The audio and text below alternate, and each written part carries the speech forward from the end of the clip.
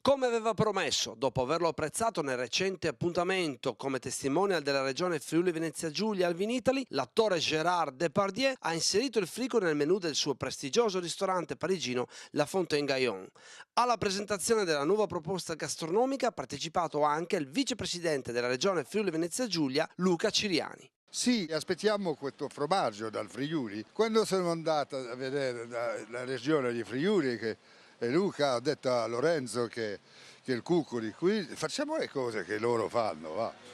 Perché questo pezzettino che noi lasciamo sulla tavola prima di mangiare era sempre la stessa cosa. Beh, con il formaggio lo facciamo con parmigiano, ma è troppo pesante. E qui io ritrovo la sottilità della montagna e del Friuli, questa regione un po' misteriosa, con una storia, una vera storia forte. Vicepresidente, Gerard, oltre a essere una splendida persona, si è dimostrato anche molto attaccato alla regione Friuli Venezia Giulia e alla gente di questo territorio. Un grande amico, una grande persona e lo voglio ringraziare perché è stato di parola, è nata un'amicizia a Verona in occasione di Vinitaly, lui ci ha detto portate il vostro montaggio e facciamo il frico nel mio ristorante a Parigi.